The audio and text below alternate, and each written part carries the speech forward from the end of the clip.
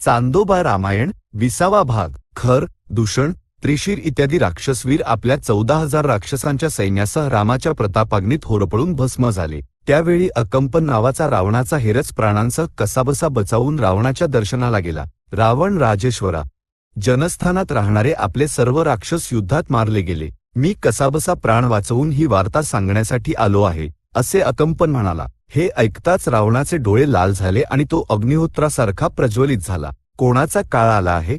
मी अग्नीलाही दग्ध करू शकतो, मी मृत्यूलाही मारू शकतो। मी क्रुद्ध झालो तर सूर्यचंद्रसुद्धा भस्म होतील, असे तो गर्जला। हा उग्र आवेश पाहून अकंपनाने आधी रावणाकडून अभय घेतले आणि नंतर रामाने जनस्थानातील राक्षसांना कसे मारले ते सविस्तर सांगितले। सर्व ऐकून रावण दात खाऊन म्हणाला, त्या रामाला देवतांचीच मदत मिळाली असावी। अकंपन म्हणाला, नाही नाही, पराक्रमात राम देवेंद्रालाही कमी नाही। जशी अग्नीला वायूची साथ असते तशी रामाला त्याचा धाकटा भाऊ लक्ष्मण साथ देतो। तथापि जनस्थानातील राक्षसांना मारणारा राम एकटाच होता। असे असेल तर मी जनस्थानाला जाऊन त्या रामाला आणि लक्ष्मणाला मारून टाकीन, असे रावण म्हणाला। अकंपन थरथरत म्हणाला, रामाचे बळ आणि पराक्रम मी पूर्णपणे सांगू शकलो नाही। तो समुद्राची मर्यादा भेदून संपूर्ण जग पाण्यात बुडवण्यास समर्थ आहे। तो नक्षत्रांचा आकाशाचाही नाश करू शकतो। तो तीनही लोकांचा संहार करून नवी सृष्टी आरंभ करू शकतो। राम तुझ्या हातून कधीच मरणार नाही। त्याच्या मृत्यूचा एकच उपाय आहे। त्याची पत्नी सीता अप्सरांपेक्षाही अधिक सुंदर, सर्वांगसुंदरी आहे। ती रामासाठी प्राणासमान आहे। तिला उचलून नेल्यास राम शोकाने करपत जाऊन मरेल, असा सल्ला त्याने दिला। रावण थोडा विचार करून मान डोलावून म्हणाला, ठीक आहे, उद्या पहाटेच निघून त्या सीतेला घेऊन येईन। दुसऱ्या दिवशी सकाळीच त्याने आपल्या तेजस्वी रथाला गाढवे जुंपली, त्यात बसून मारीचाच्या आश्रमाकडे गेला। ताटकेचा पुत्र मारीचाने राक्षसराजाचा आदरातिथ्य करून विचारले, अचानक येण्याचे कारण काय? लंकेत सर्व राक्षस कुशल आहेत ना? रावण म्हणाला, मारीचा, जनस्थानात राहणाऱ्या माझ्या सर्व आप्तांना रामाने मारले आहे। त्याची पत्नी उचलून नेण्याचा माझा विचार आहे। मला तुझी मदत हवी आहे। मारीच म्हणाला, अरे रे, हितचिंतक असल्यासारखा येऊन तुला सीतेविषयी सांगणारा तो दुरात्मा कोण? नक्कीच तुझा नाश इच्छिणाऱ्यानेच तुला सीताहरणासाठी प्रवृत्त केले असावे। हा वेडगळ विचार सोडून लंकेत जा आणि आपल्या पत्नींसह सुखाने राहा। रामाला त्याच्या पत्नीसह दंडकारण्यात सुखाने राहू दे। रामाच्या वाटेला जाणे म्हणजे झोपलेल्या सिंहाला जागे करण्यासारखे आहे। मारीचाने इतके सांगितल्यावर रावणाने त्यावेळी आपली योजना सोडून लंकेला परत गेला। दरम्यान शूर्पणखाही लंकेत आली। ती पूर्ण सभेत बसलेल्या रावणाकडे जाऊन कठोर शब्द बोलू लागली, भोगलालसेने मदांध होऊन तुझ्यावर येऊन पडणारे भयानक संकटही तुला कळत नाही। तुझ्यापेक्षा लहान मुलेच बरी। जनस्थानात रामाने ऋषींच्या विनंतीवरून तुझे सर्व लोक मारून टाकले आणि दंडकारण्यात एकही राक्षस उरू दिला नाही। तरीही तुला ही वार्ता सांगणारे हेरसुद्धा नाहीत। तू कसले राज्य करतोस? तू लवकरच नष्ट होशील, असे ती म्हणाली। ही वचने सहन न होऊन रावण रागाने म्हणाला, तो राम कोण आहे? कुठून आला आहे? तो कसा आहे? त्याचा पराक्रम किती आहे? शूर्पणखा म्हणाली, राम दशरथ का पुत्र आहे, आजानुबाहू आहे, नव्या कामदेवासारखा देखणा आहे। मी त्याला युद्ध करताना स्वतःच्या डोळ्यांनी पाहिले आहे। पावसासारखे बाण पडताना दिसले, पण तो बाण उचलतो, चढवतो आणि सोडतो हे मला दिसलेच नाही। एका क्षणात त्याने 14,000 राक्षस मारले। मी स्त्री असल्यामुळे त्याने मला मारले नाही, अपमान करून पाठवले। रामाचा भाऊ लक्ष्मण उग्र आणि महाबली आहे। तो आपल्या भावाचा उजवा भुजदंड आहे आणि त्याची पत्नी सीता, किती मोठे डोळे, पूर्ण चंद्रासारखे मुख, सोन्यासारखी कांती, सडपातळ कंबर, सुंदर नितंब, अशी पत्नी असेल तर दुसऱ्या स्वर्गाची गरजच काय? त्या सीतेला कसेही करून इथे आणून तुला पत्नी करण्याचा मी प्रयत्न केला असता। लक्ष्मणाने माझे नाक आणि कान कापले। ती सीता एकदा पाहिलीस तरी तुला विसरता येणार नाही। रामाला मारून आपल्या लोकांचा सूड घे, सीतेला आणून पत्नी करून राज्य कर, ताबडतोब निघ, असे शूर्पणखेने रावणाला चिथावले।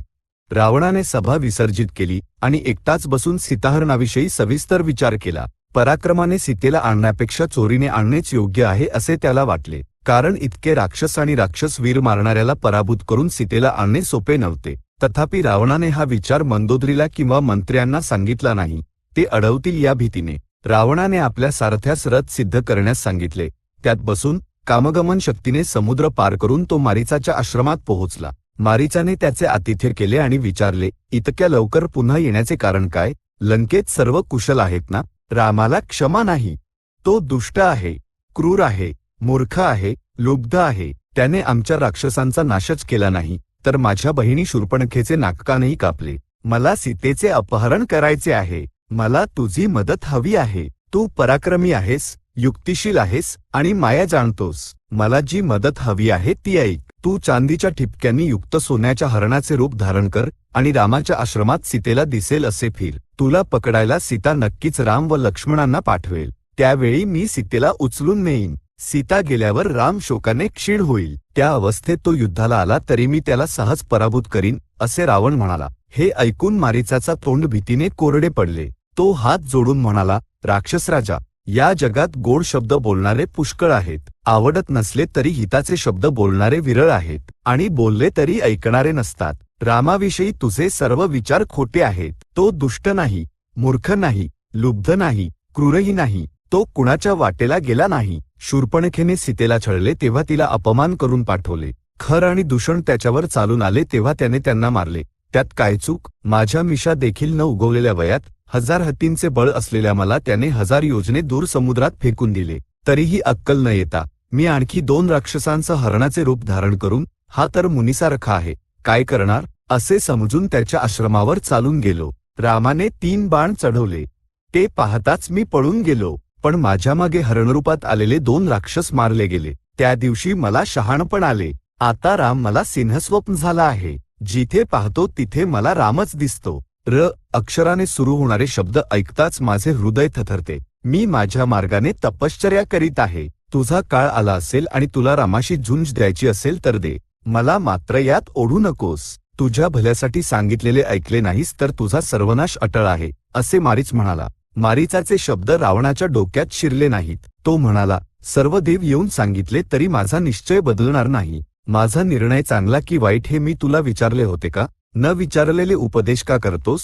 मी तुला जे करायला सांगतो ते तुला करायलाच हवे. उत्तर देऊ नकोस. मी सांगितल्याप्रमाणे सोन्याच्या हरणाचे रूप धारण करून सीतेला आकर्षित कर आणि त्यानंतर आपल्या मार्गाने निघून जा.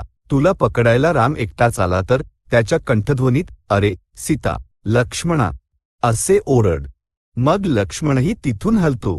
सीता मला मिळेल. हा उपकार केलास तर मी तुला माझ्या राज्याचा अर्धा भाग देईन. नकार दिलास तर आताच तुझे प्राण घेईन. रामाने तुला मारणे खोटे ठरेल, मी तुला मारणेच खरे ठरेल असे तो म्हणाला. मारीच चिडून म्हणाला, मला मारण्याची भाषा करतोस पण असा वेडसर विचार सुचविणाऱ्यांना का मारत नाहीस? अशा मतिभ्रष्ट विचारांच्या वेळी तुझे मंत्री तुला का अडवत नाहीत? दैवयोगाने मी मेलो तर तेवढा मोठा धोका नाही, पण माझ्यानंतर तू, राक्षस वंश आणि लंका नगरीही नाश पावल्याशिवाय राहणार नाही. ते किती भयानक आहे असे मारीच म्हणाला आणि पुढे म्हणाला, चला जाऊया. इतके कठोर शब्द बोलूनही शेवटी मारीचाने आपली आज्ञा मान्य केली. याचा आनंद होऊन रावणाने त्याला आलिंगन दिले. विमानासारख्या आपल्या रथात त्याला बसवून केळीच्या झाडांनी वेढलेल्या रामाच्या आश्रमाजवळ उतरवले. तत्क्षणी मारीचाने अतिशय आकर्षक आणि अपूर्व हरणाचे रूप धारण केले. तो गवत चरता चरता हळूहळू रामाच्या आश्रमात शिरला आणि तिथे खेळू लागला. त्या मायाहरणाचे शरीर सोन्याच्या रंगाचे होते. त्यावरील ठिपके चांदीच्या रंगाचे होते. पोट पांढरे होते. खूर चमचमीत काळ्या रंगाचे होते. शेपूट पंचरंगी होते. शिंगांच्या टोकांवर निळा रंग होता. तोंड लाल रंगाचे होते आणि ते अत्यंत सुंदर होते.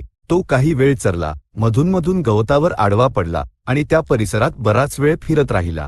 अंतमे जब सीता फुले तोडण्यासाठी झाडांमध्ये आली तेव्हा तिने ते हरण पाहिले. पाहताच ती अत्यंत आश्चर्यचकित झाली आणि राम व लक्ष्मणांना हाक मारली. ते दोघे तिच्याजवळ आले आणि त्या मायाहरणाला पाहिले. पाहताच लक्ष्मण रामाला म्हणाला, हे हरण मारीचासारखे दिसते. तो मायारूप धारण करून शिकारीला आलेल्या राजांना खात असे. त्याने अनेक मुनींनाही खाल्ले आहे. असे हरण कुठेही नसते. सीतेने लक्ष्मणाला शांत राहण्यास सांगून रामाला म्हणाली, ते हरण मला हवे आहे. ते घेऊन ये.